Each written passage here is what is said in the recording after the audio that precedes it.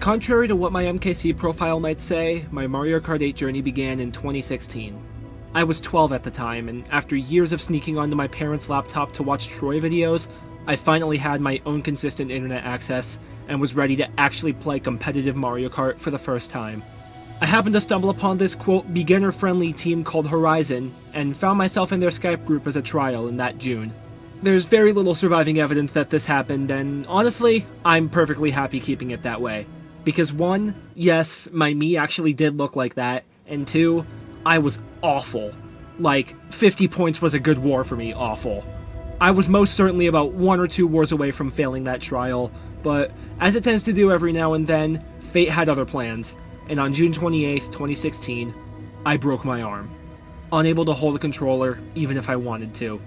Had I simply failed that Horizon trial, I most likely would have just kept playing and trying to improve, but being forced to quit shattered my motivation for a full year, and by the time I was interested in playing again, everyone had moved on to 8 Deluxe and I didn't have a Switch yet. At the time, that seemed like the final nail in the coffin.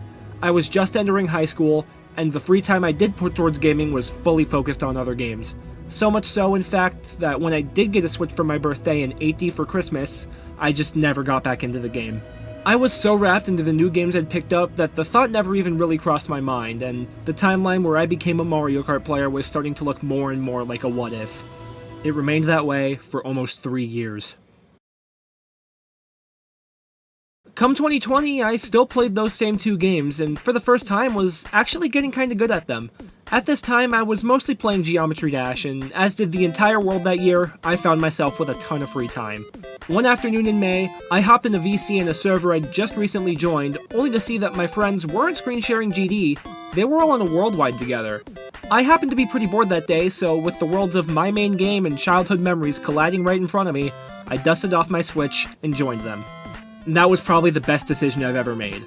We played for most of that day, and at some point the conversation shifted to this FFA tournament they were thinking about playing in. I wound up signing up for Mario Kart Central that day with those friends who you probably recognize, and despite me unsurprisingly getting round 1 in that tournament, I was hooked. We all proceeded to get into time trials together, and the rest is history. It's hard for me not to associate my 8 Deluxe playing career with unfinished business. Take Encore, for example, and our 3-year run of unanimously being the second best team in the world. Despite the rosters we constructed, all the heroic moments, the matches we took off of our biggest rivals, and the countless close calls, we never won a championship. Take my YouTube channel as well. I'd probably have double my current sub count if I didn't take an 11-month break from content. I had no excuse for it either, I just simply lost motivation and couldn't bring myself to open Vegas for anything. Or take my time trial resume. I never got Moo Moo Meadows world record, or any base game record for that matter. I never even got a day of duration on my MK World Records page. But even more painful than that entire last paragraph combined was what I did, or rather didn't do, on Athens Dash. It was love at first sight for me playing the track on day 1 of Wave 5. I knew this had to be my world record grind. And with less than an hour remaining before tracking officially began, I was killing it with a massive lead. But with 10 minutes left, I was hard stuck at that time, and my worst nightmare began. 0.2 improvement by David, 0.1 improvement by Awman11, 0.4 improvement by Italic, 0.4 improvement by Hobby. I was less than 15 minutes away from my 4th unique world record, and before I could even get back out of Section 1, I was a second behind. I stayed up until 8 AM watching the record continue to go lower, and I just couldn't get it done. They say it's lonely at the top, but damn, let me tell you, it doesn't feel much better at rock bottom. That night broke me, and I haven't been the same player since. But as much as I could dwell on what I didn't do, I set myself up with unrealistic expectations quite a bit. The goals I didn't accomplish probably would have forced me to go beyond my limits, especially mentally, but I accomplished so much that I really have to give myself more credit for. I never got world records on Moo Moo or Athens, nor did I get duration anywhere, but I set 3 unique ones and got 14 unique worldwide tops. I never won 200 League with Encore or Zugzwang, nor did I hit Master or even Diamond in Lounge, but I did make Team USA for the World Cup and played a vital role in our finals comeback to become a world champion.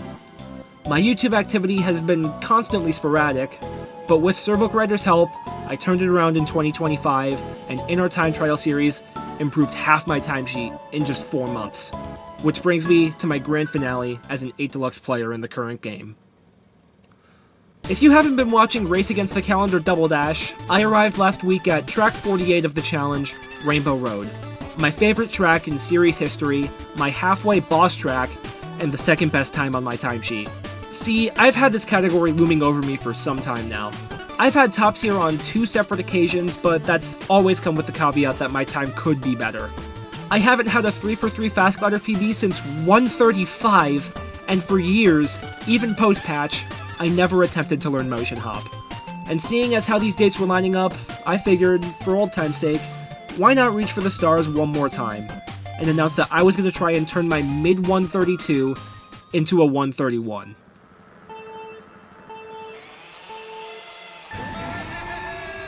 I'm not going to sugarcoat it.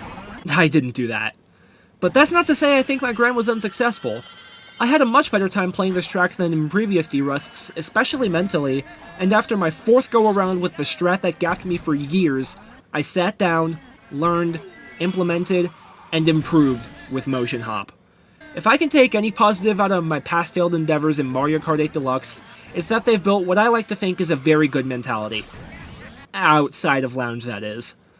I'm more familiar with my limits, I've learned how to accept failure, I can manage my tilt better than ever when things are going south, but most importantly, I've become really good at finding the bright spots in bleak moments. Didn't PB during a session? At least I'm gaining consistency, or got that best split. Lost a 6v6? At least we almost brought back a crazy deficit, or played really well that one race. And in the grand scheme of this grind, did I get the sub? No. But that's okay. Because 131 was a miracle goal to begin with, and at least I overcame the mental barrier of a strat that I feared for its entire existence. GG's ATX.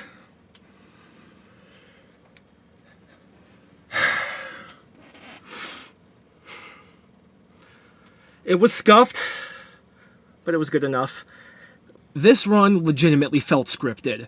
For one, it wouldn't be an Awoken time without a lap 3 choke, and the new best lap 2 I got in this time dropped my sum of splits to 131.999.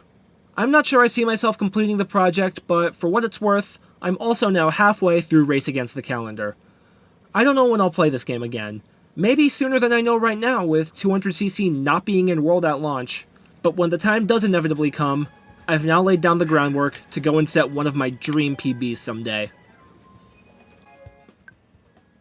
Are you f***ing kidding me? Nice one. I've learned so much in the past 5 years. In the games I'd played leading up to this point, I'd never really found my footing in any community I stepped into. I was young and immature in those years, I made a lot of dumb and childish decisions, and fairly enough, those player bases treated me accordingly. But since I found the 8 Deluxe community when I was older and had actually grown up, they were the first people to embrace me. So to every friend I've met along the way, even if we don't talk anymore, thank you.